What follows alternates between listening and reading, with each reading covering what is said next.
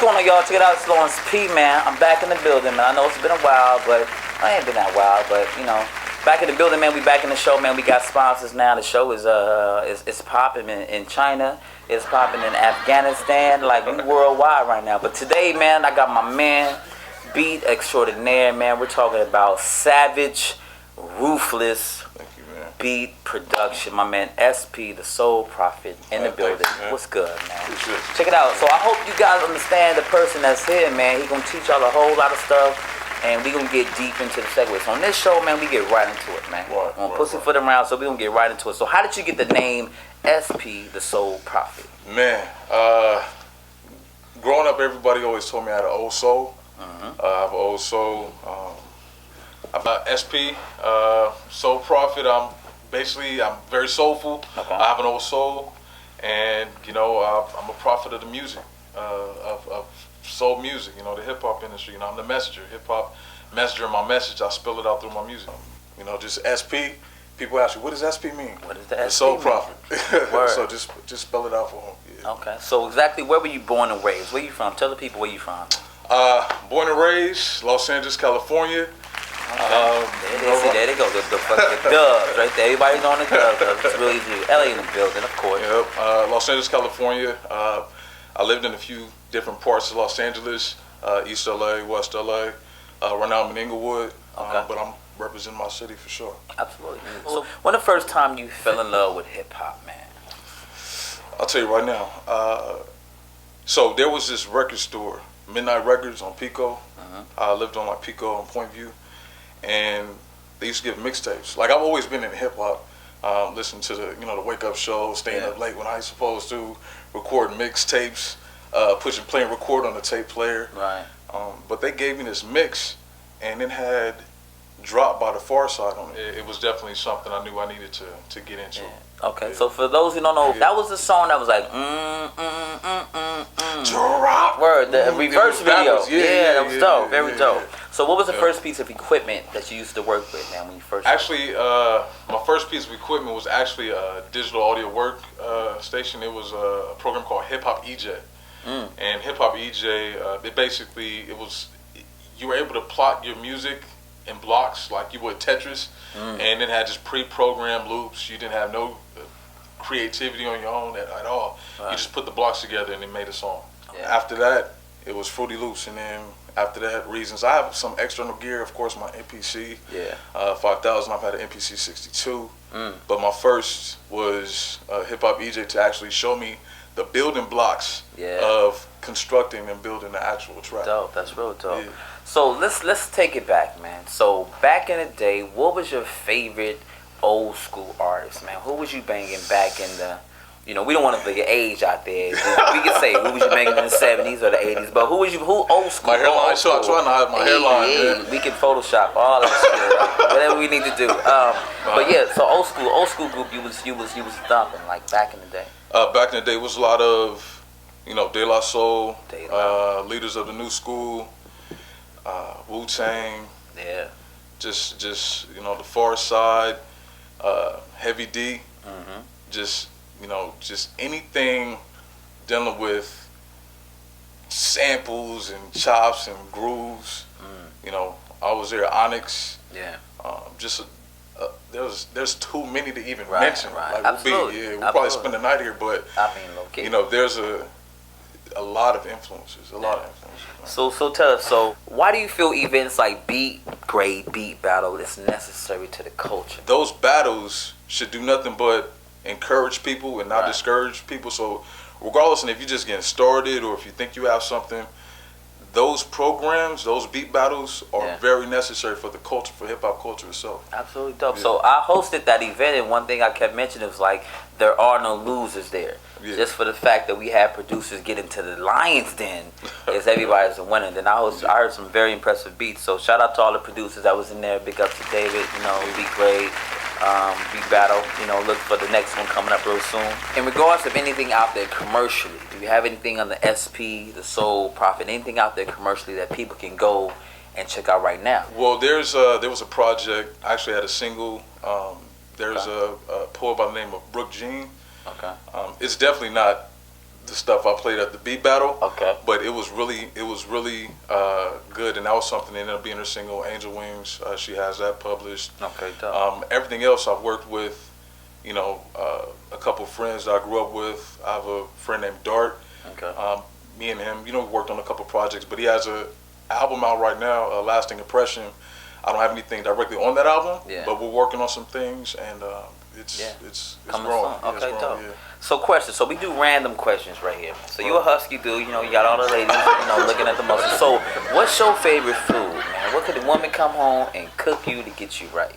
Well, first I gotta say, my wife would probably kick that woman out. But Number one, let's clarify that. yeah. Man, I'm a sucker for soul food, man. I'm a sucker for soul food, but I can't turn down, my nachos. Nachos too, man. Look, see, you got a little Latina face right there. What you say? Oh, you got them after the show. A la casa? I've been listening to you. All right, so check it out. So obviously at the function, man, I was letting people know what that bounce was, man, but they didn't really get it, man. So when they say, yo, SP got that bounce, what does that bounce mean? That bounce is, my beats are unquantized. Okay. So basically, I give my tracks a natural feel because that's me actually hitting the instrument. Somebody said, what is quantized? Do you want the scientific definition or the SP definition? Okay, so tell them what quantized is. Just real short and simple. What is quantized? So quantized, you can have it. And he's a white guy, so you gotta. Okay, quantized. Quantized, you can basically have your kick and your snare hit directly on point, and it can sound extremely robotic without feeling. When you don't quantize, it basically gives it that it's an individual feeling. Like, so I can pour my soul basically onto the track, and you can tell I can put my mindset into it, and it just has a swing to it, a swing that programs have, but you cannot replace a swing from a human being that comes from myself. So you can tell. Sometimes you can't tell, but in my tracks a lot you can tell that I'm not quantized, and you can even tell like producers like Battle Cat, like my God, this is just the swing is ferocious. Right. Of course, like Jay Dilla, like it's natural. It's just a natural feeling. And speaking on that, why rest in peace, Jay Dilla. Of course, I had the opportunity to tour with that cat. With Slum Village. Shout out to the Good Vibe. In the building. So why do you think Jay Dilla of all people was so impactful? Of all the producers that was out there, why was he so magical, and why did he stand the test of time and is looked upon as he's looked upon? He made you think of different ways to flip different sounds. Just like P-Rock, they would do time stretch and different other things and layering, but he just opened up a whole new door and made you think of, okay, he flipped it that way, let me see if I can either layer it or even reverse it or take this part and put it here. It just turned into a whole just engineering game. It just turned into just this big labyrinth of possibilities that you can chop up samples. We're gonna get into some life things, man. What is your contribution to the world, bro? My contribution to the world is, just to give, my knowledge and what I've learned to youth, and just continue to, embrace the element of hip hop and reintroduce it to the youth, because there's not many producers or people out there getting, enough airtime or publicity that they really deserve to really intrigue the youth and make them want to be a part of the culture and spark something new in the hip hop culture. Just like the beat battles, keep that camaraderie alive, keep the the battles alive, production alive. So my gift is to, basically intrigue youth and introduce these elements of hip hop again. Right. And I know there are other programs that do that, but kind of do it with my spin and just see what they have to offer. Yeah. And because we don't live forever, but the things that we do and leave behind will. Absolutely. And it just takes someone else to kind of pick up that mic or that torch to kind of keep it going. So that's kind of my contribution. Absolutely. That's a great mentality to have for you producers out there. Out there on your high horse, you gotta always come back to the community, man. Like I was telling, there's times we take so much in life, man. But at some point in your life, in your career, you gotta start giving, man. Yeah. And that's a great thing to hear that you're doing that. Absolutely. So, random question. You're a husky dude. The ladies is loving you. What sport was you good at back in the day? Man, I would have to say water polo. Nah, I was playing. Nah. White guy, yeah. He's I was joking. playing, I was playing. Okay. I played football. Okay. I sucked at basketball because I just kept hitting the backboard or airballing.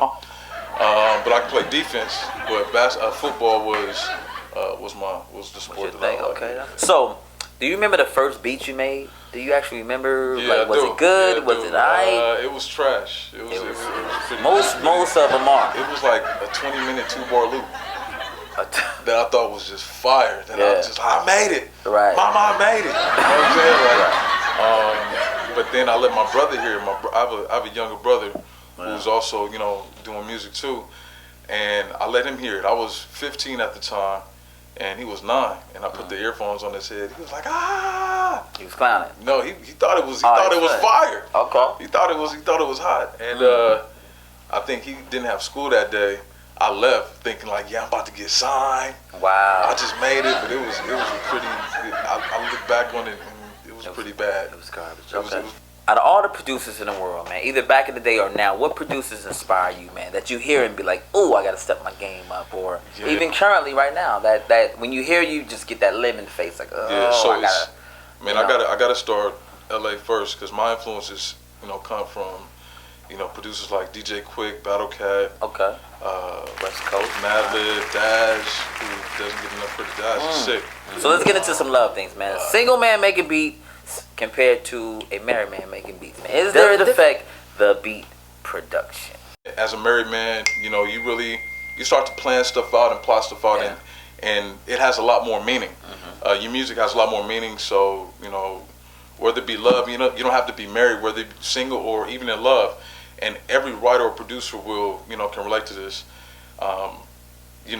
Emotionally, emotions trigger inspiration. So, and there's music for every emotion out there. Random. Yo. What is SP the Soul Prophets? What's your dream car, bro? You mentioned a few times I'm a husky guy, so it ain't small. It's There goes nothing the small. Fiat. Nah. I just need, something big. I mean, the old school Range Rover, because right now Range Rover they're going through a little something. So maybe old school Range Rover, but Guess what we have behind the curtain? Don't tell me you got it, man.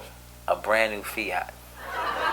We thought you was gonna say Fiat. You said you was gonna say Fiat. Man, that's a shoe with wheels, man. What am I That gonna do with that? Shit, close the curtains. You're gonna need about 5 of them. Yeah, that's not My all. apologies. My apologies. I know you can't fit in. You got to take that back. We gotta take that. You have to shit take back. that back. Close the curtains. Or at least get 5 and just melt them all together or something, and then make it work something else. Word.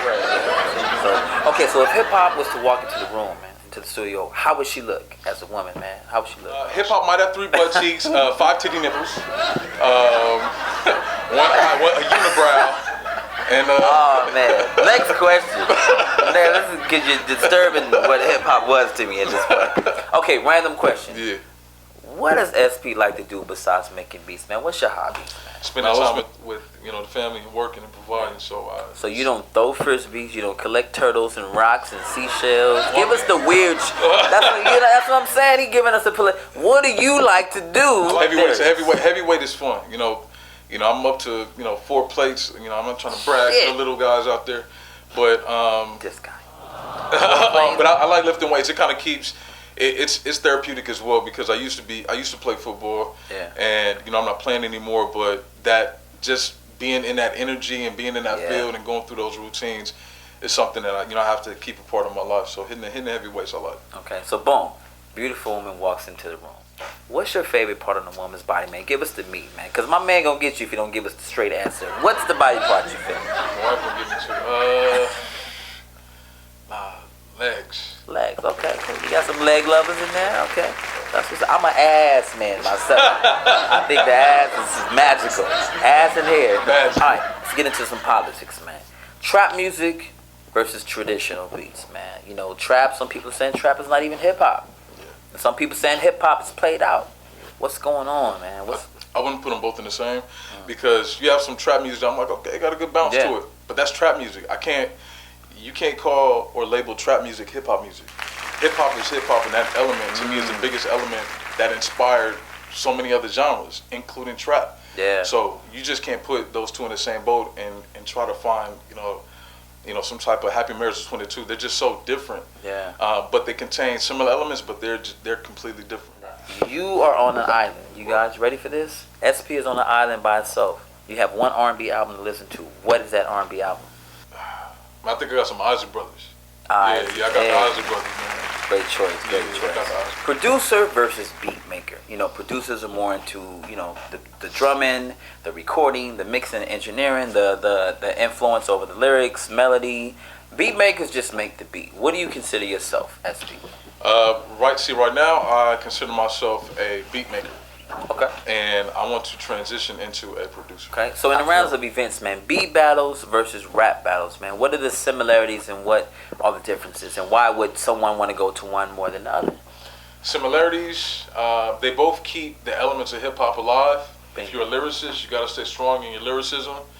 You got to be ready at all times to display your craft. If you're a lyricist, is what you do. Somebody say, "Hey, spit something for me." You can't be all shy. Yeah. So those rap battles keep you fresh. It goes hand in hand with making beats and beat battles. You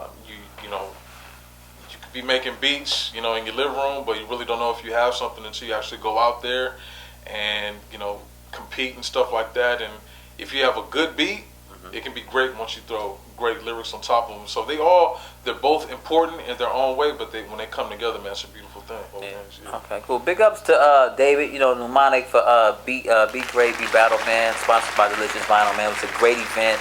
I was blessed to be able to host it and continue to host the joint. Check that out at beatgreat.com. It's there. It's a lot of producers, a lot of music up there for artists, and that's a plug. I guess that's a plug. That's a plug. That's a shameless plug. It's a genuine plug, though. Genuine plug. All right, so let's get into this, man. Social media versus what's really dope, man. Nowadays, it's like if your social media is popping, you're dope. But if you're dope, you're not dope. If your social media ain't popping. But some people still feel you're dope. What's going on? What defines dope now is basically your following. Okay. Unfortunately, I personally don't define dopeness as that, but the world acknowledges how many followers you have, and that's unfortunate. But dopeness doesn't essentially mean you have dopeness. That just means, you have more support. You have, more transportation to go. More resources to go out to different cities. That one person that may have that skill, he might lack the knowledge to go out and get out there and have that grind like that. Right. But dopeness is within. That's why I encourage other producers, because there's a lot of them, even like myself. Like you heard my beats. Like a lot of people haven't heard them because I'm just doing for self. Yeah. There's hundreds, thousands of producers out there like that. You just got to get out there. So that dopeness, challenge to see if you have it just by going out there. But that dopeness is within. It's not in your following, because the person with 5 followers can easily beat somebody with 500,000. Yeah. Easy. Absolutely. I mean, and this is a perfect example of him doing beats for himself, but then taking that opportunity to get out and do Beat Great Battle, and for us to connect, and then to take it here so that we can give you some social media content so people can look deep into SB and see if y'all like him or not. You know what I mean? But in regards of dopeness, social media has nothing to do with that. You know what I mean? When it comes down to the skills, but there is a game going on with social media. And it worries me a little bit, but I understand the game of it. You know what I mean? But what real dopeness is that feeling that you get, that I felt when I was at the Beat Great, and that's why you're here. You know what I mean? Low key, no doubt. That's what my man speak. So with YouTube, like beats and robot producers out there, are real producers such as yourself becoming extinct? It's very easy because the platform is different. It's not being solely controlled by by the major labels. You can actually, go independent, but it's easy for somebody to just rip your stuff and, go on tour somewhere else with it. But I don't think it'd ever be extinct. Hip hop, and it's always evolving. I don't think it'll ever go extinct. Producers and okay, dope. Beat makers will ever be extinct, because it's too many records out there, man. If you can just wish one artist to work with in the studio, who would it be? It'll probably be someone like Kendrick Lamar or J. Cole. Like those are real artists to me, and in these times, and working with them, I will be able to soak up so much game because they've been there. Yeah. And I will be able to just get that one up. Like I'm in Mario. Guess who's behind the curtain? Who? Brian McKnight. Sorry, you guys. What's up, Brian? We gonna get that curtain thing right. We working on our budget. We gonna make it happen. All right, so So basically, we about to wrap the show up. So what's the name of your production company? So I have a youth program, Youth Sound Lab, where I teach, underprivileged youth how to, basically I teach them the how to chop up samples, the different elements of actually making hip hop music, unquantized percussion. So I got a question. Is that your program? Yeah, that's my program. Oh, that's dope. Youth Sound Lab, that's my program. But dope. myself, aside from my program, the SP the Soul Prophet, that's me. I don't actually have a business just for myself, but the program, my outreach program, is where I do a lot of my work through Youth Sound Lab. Any projects that you currently have out, or any projects that's coming out that the fans could actually look forward to? What we got going? So I have a instrumental album that I'm working on. It's a collaborative album. Okay. Me and PhD Beats, he's in San Diego. Alright. The Soul Smiths, that's me and him. You can look forward to that within a couple months. But I have some stuff on SoundCloud. And I'll be uploading some of the beats that we had at the Beat Battle. I'll be uploading those there. Dope. And you can just research there and show some love. So how can they reach you on SoundCloud? Type in SP the Soul Prophet and you'll see an archive of stuff. That's dope. Yo, please go to SoundCloud, yo. Like, y'all gotta see what this dude is all about. So, how can peeps contact you directly to maybe do another interview with you, to set up a photo shoot, to learn from you, to do the things you're doing with the youth? So I can be reached on Instagram, SP the Soul Prophet. You can shoot me a direct message, or you can hit me up on my email, ysl.cmb@gmail.com. Shoot me an email if you're interested, and also hit up my Instagram, SP the Soul Prophet. Send me a direct message, and we can link up. Ladies and gentlemen, it goes down in his DM. Nah. Look at his wife. Hell nah. It bet not. She probably got the password and all that shit. When you SP the Soul Prophet at our show, we're in the building, man. I mean, that's how we get down.